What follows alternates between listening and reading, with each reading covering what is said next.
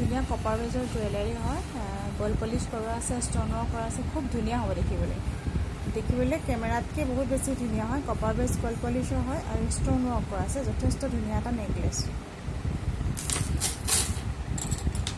এইটো এটা হৈছে অসমীয়া যিটো পৰম্পৰাগত গহনা আছে, ঢোলবিৰিত থাকিব, যথেষ্ট ধুনীয়া। এনেকৈ ওপৰলৈ দুটাকৈ বাখৰমণিত কাম কৰা আছে, এনেকৈ থাকিব, খুব ধুনীয়া এটা দুগদুগী চাব পাৰে, এনেকৈ থাকিব, একদম সাংঘাতিক ধুনীয়া হ'ব। এইটোতো আপোনালোকৰ পচন্দ হ'লে ৰাখিব পাৰে। কাণফুলিযোৰ এযোৰ দেখা পাইছে, খুব ধুনীয়া হ'ব। টপত থাকিব কাণফুলি এযোৰ, এটা খুব ধুনীয়া দুগদুগী হয়, অসমীয়া ট্ৰেডিশ্যনেল হ'ব।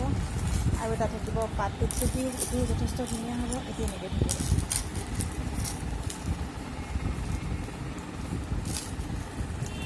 এটা খুব ধুনীয়া পাট দুগদুগী দেখা পাইছেনে, চাবচোন। এটা যথেষ্ট ধুনীয়া পাট দুগদুগী হয়, এনেকৈ থাকিব।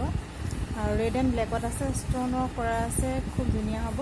ৰেড দেই, এইটো কালাৰটো বেলেগ আহিছে, কিন্তু ৰেডৰ হয়, যথেষ্ট ধুনীয়া।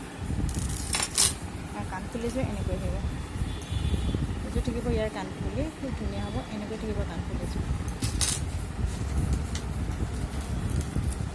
আৰু এটা আছে, এইটো খুব ধুনীয়া ষ্ট'ন ৱৰ্কৰ, আপোনাৰ তলৰটো ডাঙৰ লকেট থাকিব, যিটো অসমীয়া পুৰণা ডিজাইনৰ নেকলেছ আছিলে, এনেকৈ থাকিব। ৰেড এণ্ড হোৱাইট ষ্ট'নত কাম কৰা আছে, বহুত বেছি ধুনীয়া। চেনত দিয়া আছে, এইটো এনেকৈ। ইয়াৰে কাণফুলিযোৰ দেখাই দিছোঁ, এইযোৰ থাকিব